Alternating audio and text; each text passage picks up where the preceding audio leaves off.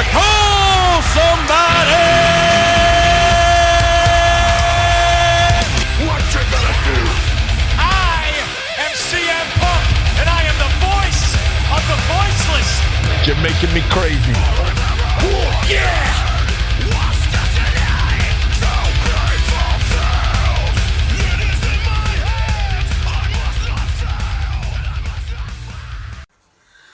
And the Wrestling's For Real podcast is here. Welcome to the pilot episode. I am your host, Scott. Let's get to the Smackdown rundown. Smackdown this week comes to you from Little Rock, Arkansas. So we begin with a, oh no, what's the medical status of Randy Orton? Everyone's so worried. Who cares? Orton, see you later. Unfortunately, I don't think that's how things are going to go. The original reports that said his injury was going to keep him out for several months. Now it looks like it's only going to be a few weeks, so it's kind of upsetting me a little bit. We start our show with the big Intercontinental title match between Cody Rhodes and Booker T.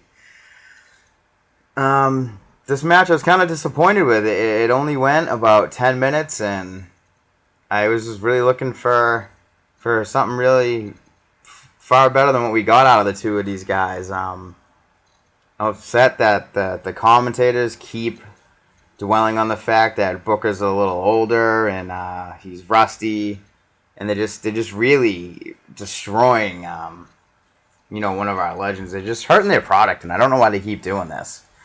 It just makes no sense to me, and I don't know if this was the blow-off match or not. I hope not. I hope that Booker will rise up again, but it doesn't look like that's going to happen right now. Anyway, so match, pretty basic with two of these, is decent. It's just not long enough. And then you have Booker misses a couple of axe kicks towards the end, followed by a beautiful disaster. 1, 2, 3. Cody Rhodes wins clean. Like I said, it was a disappointment. Booker looked blown up at the end of this match, too. It's evident that he is a little out of shape for the ring, but they don't need to keep bringing it up. Anyway, we go to our next segment, which finds Cody and his brother Goldust, sans makeup, in the back. Cody telling his brother how if he wants to be turned into a laughing stock, he can basically get in the ring with him. Cody says that he's better than his brother and better than even their dad. The American Dream, Dusty Rhodes, if you will. So this will be interesting to see how this goes. I know that Goldust wants to have a match at WrestleMania. I don't think that that's going to happen. It's more likely that Cody will be wrestling for the world title by the time we get to WrestleMania. It looks right now like we're going to get Cody versus Goldust at the Royal Rumble. Anyway, we move along, and we find General Manager Teddy Long in the back talking to Zack Ryder. Ryder wants to help Teddy find a new assistant ever since he left, and they continue the joke from Office Space where he says he was the assistant general manager. He was actually the assistant to the general manager. Anyway, Ryder offers Santino Marella up as his new assistant, which brings out Drew McIntyre. I don't really know what to say about this segment. It's a mess. It was funny, but it went on too long, and basically Teddy makes the match between Drew McIntyre and Santino, that if Santino wins, he'll become Teddy's new assistant, and if Drew wins, he'll consider not firing him this evening, which is the new thing. I feel like by next week, Drew will get the win and be well on his way to a long put-off push, we'll say, I guess. So, yet another backstage segment here. We find AJ talking to Alicia Fox, and they're discussing Daniel Bryan's supposed ego. Now, you gotta watch for this strange Daniel Bryan all of a sudden heel turn. Everyone thought that Big Show was going to turn heel, especially with Shaquille O'Neal breaking the news that he was in talks with WWE to possibly go against Show at WrestleMania. So I don't know if WWE is trying to swerve everybody and the last minute show is going to turn heel, but the further we get into this show, the more and more it looks like we're in for a Daniel Bryan heel turn. And I like what I'm seeing right now, but they need to make up their mind quick because the fans are just ready to kill Daniel Bryan by the end of this night. They're really turning on him fast. So if they're not going to do it, they need to put the brakes on now. Otherwise, they're screwed. And from this segment, we apparently find out that AJ and Daniel Bryan are apparently now a couple. And they say after he wins, they can go celebrate, if you know what I mean. So, we go to the ring, and we have a god-awful over-the-top rope challenge featuring Hornswoggle and Heath Slater. That's all I can really say about this. There's no reason for this. Hornswoggle has once again entered the Royal Rumble, and I guess we're in for about a good 5 minutes of comedy with that again. Like last year, we've seen it was pretty funny, but it was totally unnecessary. I mean, this is for a shot at the main event at WrestleMania, for Christ's sakes. So Hornswoggle somehow ends up managing to win this over the top rope challenge, to which Heath Slater is not happy. Slater begins to beat the crap out of Hornswoggle. We have a Justin Gabriel run-in, followed by a 450 splash, and that pretty much ends that horrific segment. As we go to commercial, we get another Orton is dead package with the creepy music. Everyone's so concerned. Oh, what's going to happen to Orton? I'm getting really nervous as to the way they're playing this up. And we'll talk more about that in a couple of minutes. Oh, God. Why? We come back. Ted DiBiase versus Hunico. Is there any need for this match to happen? No. Ted is wearing his brand new, looks like almost a camouflage, white, gold, and black trunks. Now, here's the thing about this, right? We have Hunico teamed up with this guy they're calling Camacho, who we know is Haku's son. Haku is Polynesian. Alright. Everyone knows Camacho isn't Spanish. He's speaking Spanish. This is ridiculous. One funny thing is that they're talking about the DiBiase posse, and this is a terrible promo, but they're talking about it and how, you know, why Hunico and Camacho want to know why they aren't invited to these parties and this and that. Cole actually takes a second to call Hunico and Camacho gentlemen. He says DiBiase won't invite these gentlemen to his DiBiase posse parties. It's ridiculous. Yeah, pretty much a lot of ground and pound from Hunico. Not too much here. The finish is really cool, though. Hunico wins with a submission tie-up into a pin. It looks like he's going for a submission. And he ties up his arms kind of weird. It's something I haven't seen before. And then he just rolls him over on his back into a pin. It's kind of a finish out of nowhere. I don't really understand it, but hey, whatever. And really cute. Hunico rides his bike back up the ramp. Nice. So as we go to break, we find Wade Barrett talking to the trainers in the back, and he's going to be coming out to talk about the medical state of Randy Orton, because everyone really gives a shit. I know Orton's over. He just pisses me off. His character sucks. It sucks the life out of me. He's good in the ring. Everything else you can just really throw away. So we come back and we get the Wade Barrett promo talking about how Randy Orton is finished. Medically, he's done. Proceeds to show a clip from last week's street fight on how Randy Orton managed to injure himself, he says, which is pretty comical. Yeah.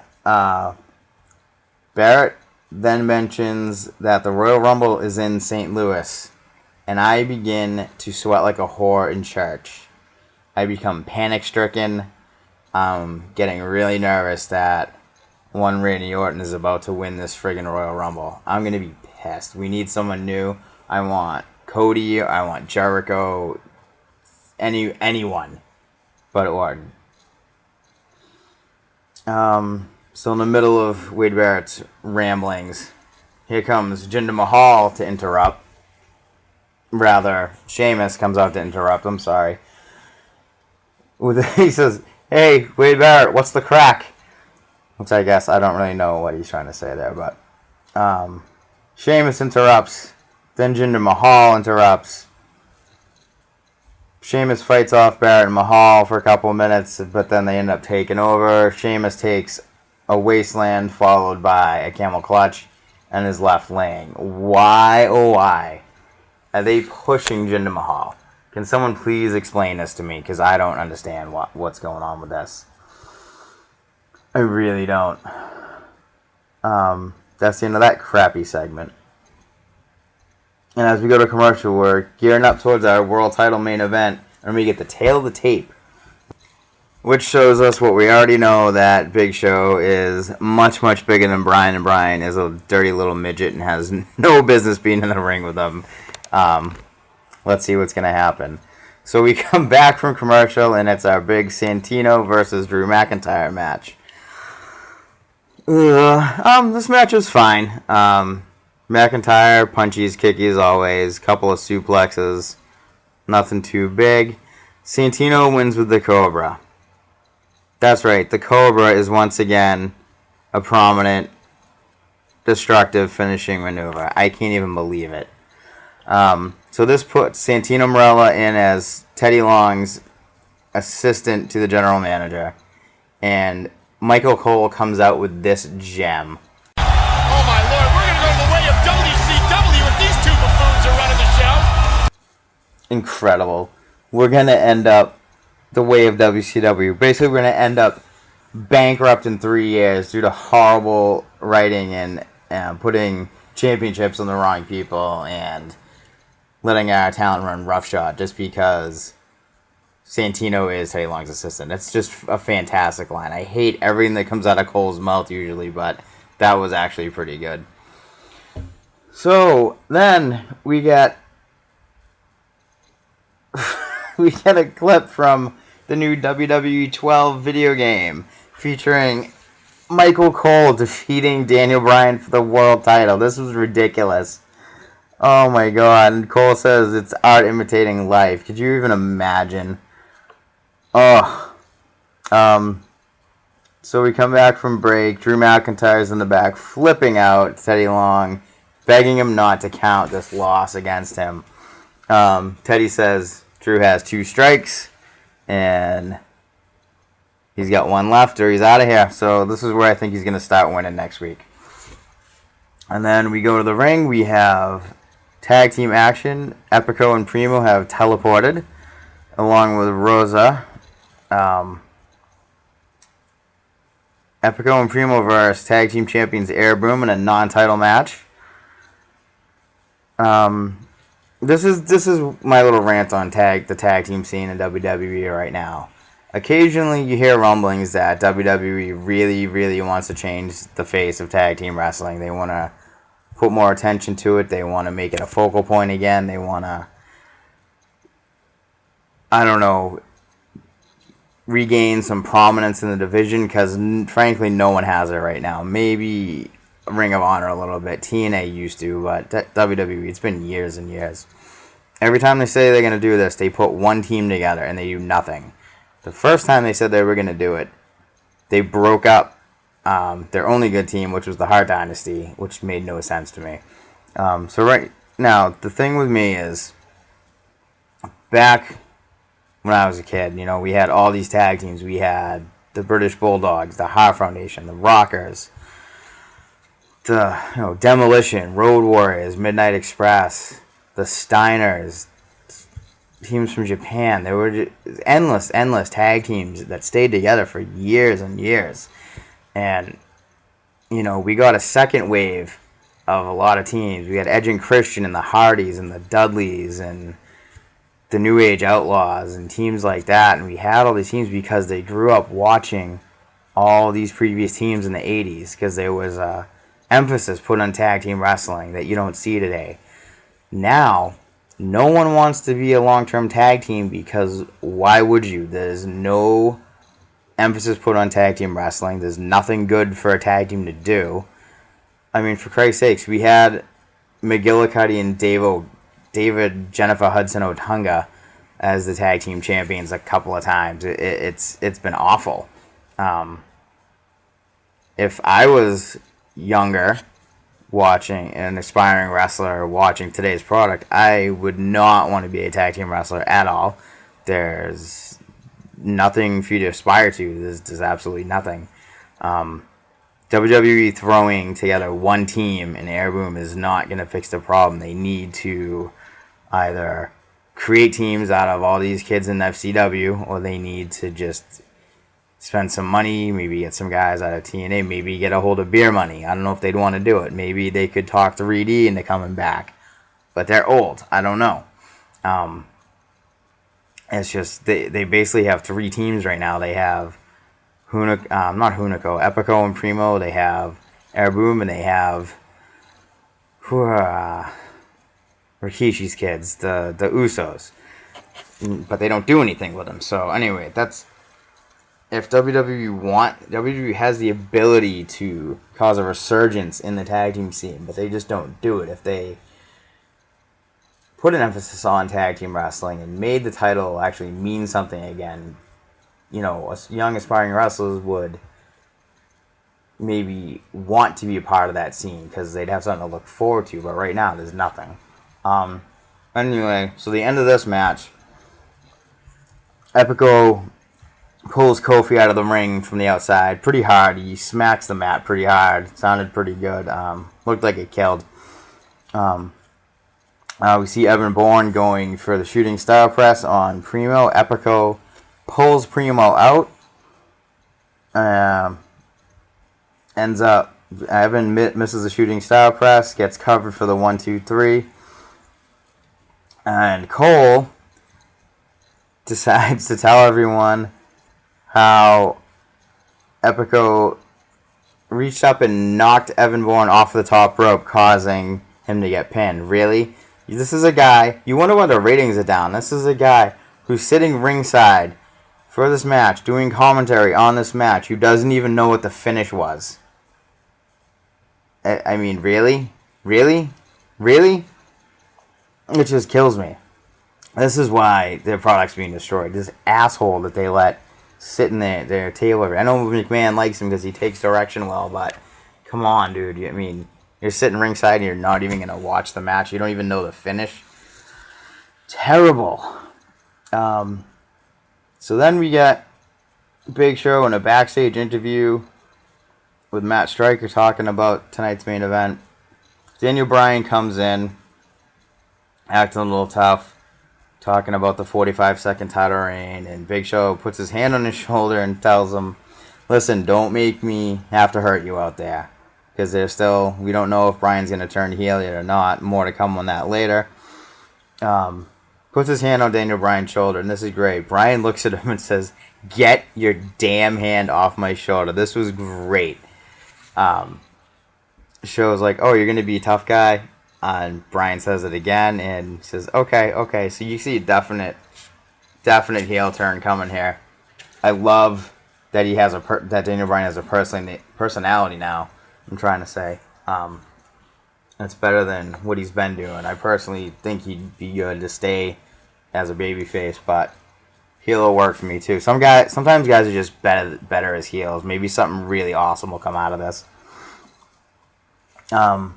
So we come back from another break and find out that next week's big match is going to be Sheamus versus Jinder Mahal. That silence was me not having anything to say about that whatsoever. Natalya has teleported to the ring, and she's going to face Tamina. We start this match with two dad packages. I don't know what they were doing here. For a minute, I thought they were going to induct Jim Neidhart into the Hall of Fame, but we had a package on the anvil while Natalya was in the ring, and then before Tamina comes out, we get a package on Jimmy Superfly Snuka. Who their fathers are right now really doesn't matter to what they're doing in the ring today. Not at all. None. It's pretty much a squash match for Tamina. I don't know why in this whole Divas of Doom angle, which pretty much doesn't exist anymore, Natalya keeps getting killed. But, hey. Tamina looks kind of nasty and mean in this match and makes me wonder, is she a face or not? I'm not too sure what's going on now. But I'm also not that interested either.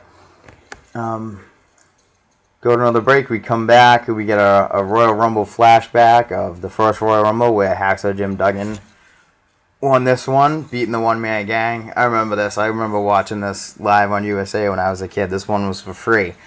That was pretty cool back then.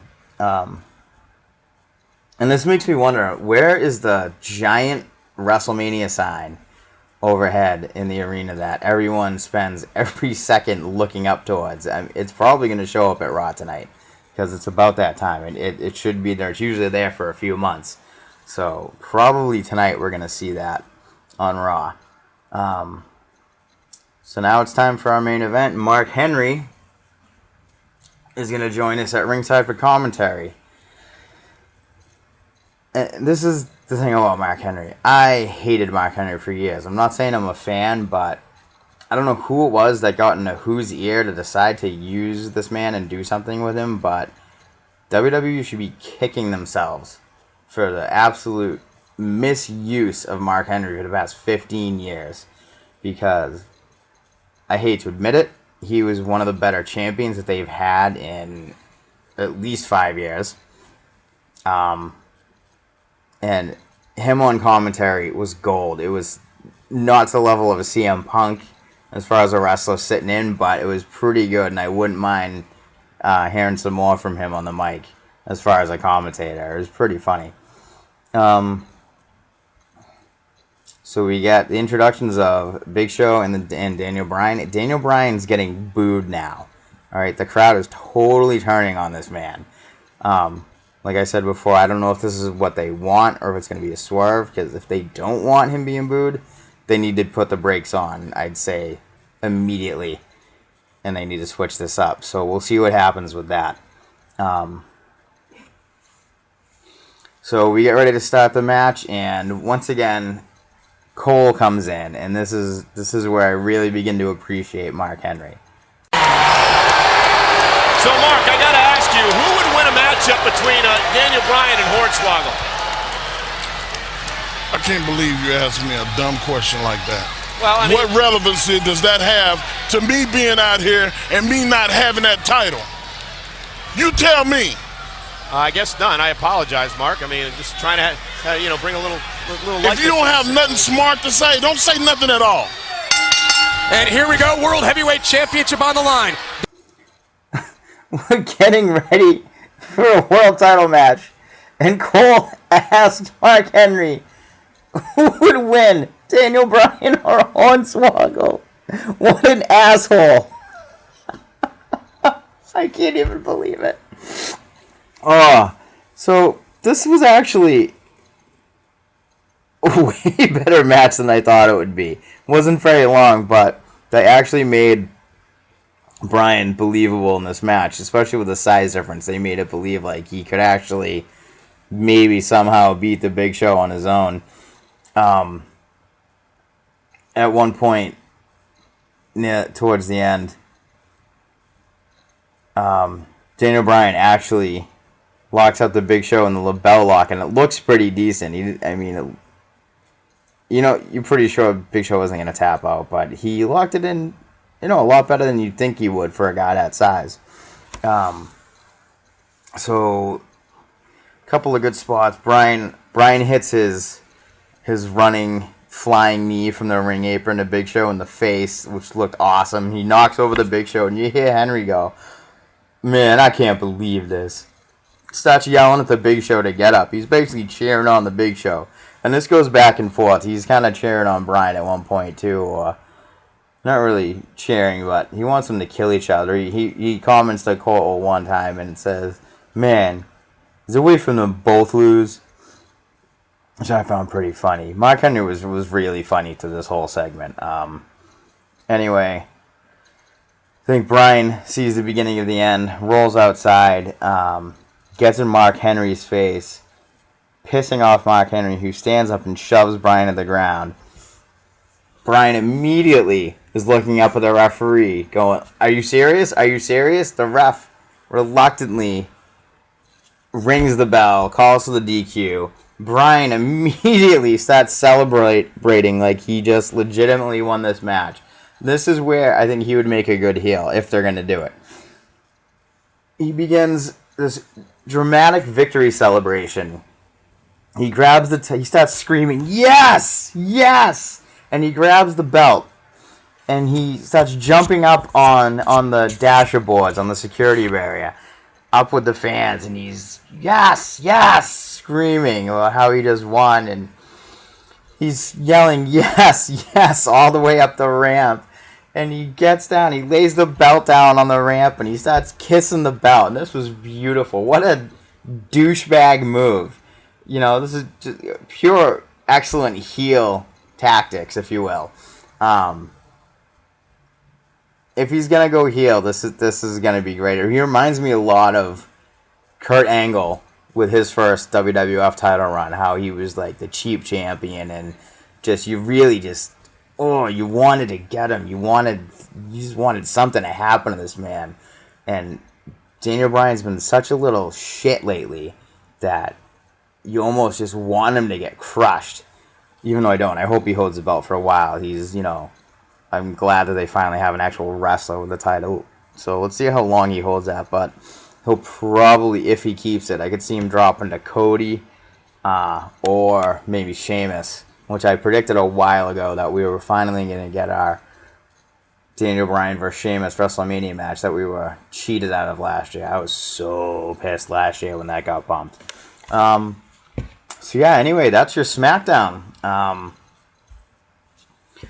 I look forward to what's going to be going on in the future. I look forward to Raw tonight to hear what Jericho is going to have to say. This is going to be some good stuff. I look forward to doing more shows and polishing my skills here. I know it's kind of crude, but I just want to thank everybody, all the supporters for Wrestling's For Real. If you want to check us out at wrestlingsforreal.com. You can also join us on Facebook.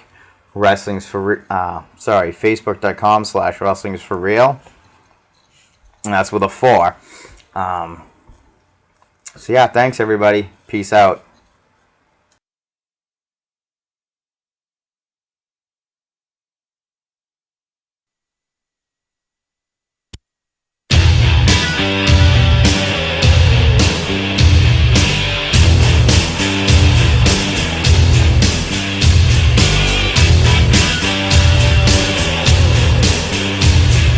Here comes the axe, and here comes the smasher, the demolition.